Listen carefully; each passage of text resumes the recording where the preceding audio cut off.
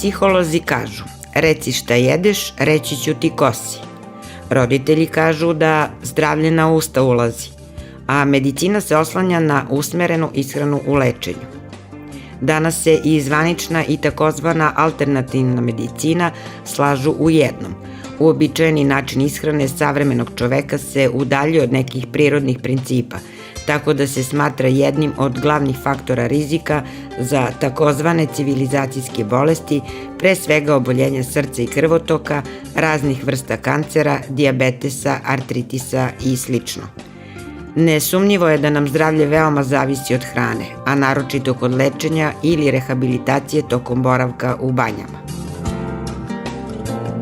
Banjsko lečenje se ne završava sa ulaskom i izlaskom iz kade ili ulaskom i izlaskom iz inhalatorijuma. Uz kupanje i korišćenje onih prirodnih resursa, obavezni vid banjskog lečenja je i higijensko-dijetetski režim. Higijensko-dijetetski režim podrazumeva da čovek koji koristi prirodne resurse boravkom u banjskom mestu mora da vodi računa o ishrani, mora da vodi računa o dnevno-noćnom odmoru i mora da vodi računa o određenoj fizičkoj aktivnosti. Sve to se propisuje, to ne sme da bude prepušteno pacijentu, nego da mesto koje se bavi organizovanim lečenjem mora da propiše i da ponudi pacijentu.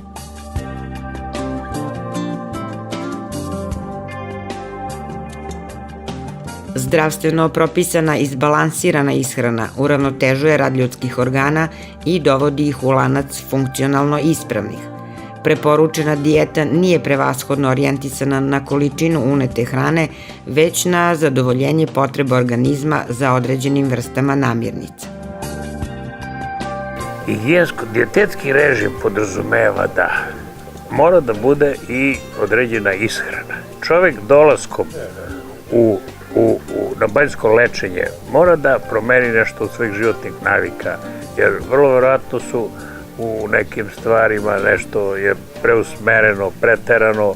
Prema tome boravak od 2 do 3 nedelje u banjskom mestu daje mu mogućnost da ispravi sve ono što čovjek u svom okruženju, u svakodnevnoj aktivnosti koristi ili nije svestan ili nije mogućnosti da to popravi. Kod planiranja dijete važno je očuvati odnos između ugljenih hidrata, masti i proteina. Hranu treba uzimati sveže pripremljenu, bez dodavanja masnoća i jakih začina, birati uglavnom postne vrste mesa kao što su piletina, teletina, govedina i postna riba. Savetuju se i proizvodi od obranog mleka, kao i supe i čorbe od raznih vrsta povrća.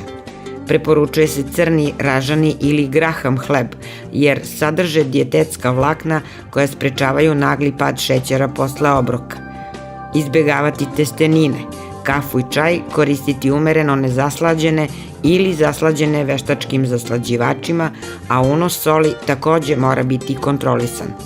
Načinom ishrane se mnogo toga može postići, pa kako se čovek od uvek hrani, principe lečenja i oporavka lekari zasnivaju i na iskustvu predaka. Gost koji pije vodu, tu izvorsku mineralnu vodu, mora da ima dijetalni način ishrane, a to je se primenjivalo od početka upotrebe vode, još od vreme kad je deda Stojan otvorio banju, on je to svojom terapijom goste lečio, a tu terapiju su dalje prihvatili doktori koji su radili u to vreme u banji.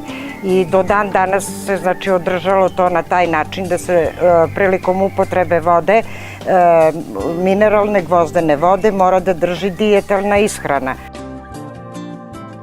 Određivanje ishrane tokom lečenja u banjama određuje specijalista za bolesti zbog kojih se i došlo na lečenje.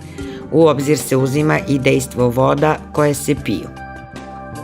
Gost koji pije vodu mora da svoje nalaze lekarske pokažu doktoru i da se s njim konsultuju, pa tek onda da krenu na dijetalnu ishranu.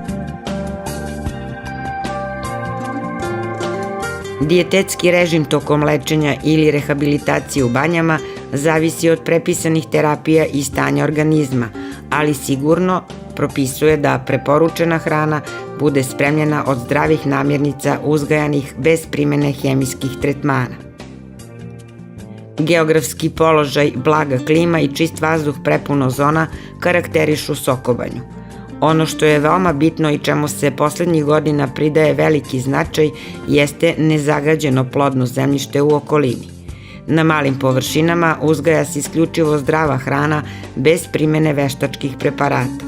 Takav način proizvodnje sam po sebi nameće i vraćanje tradiciji u načinu pripremanja hrane koju smo nasledili od naših predaka.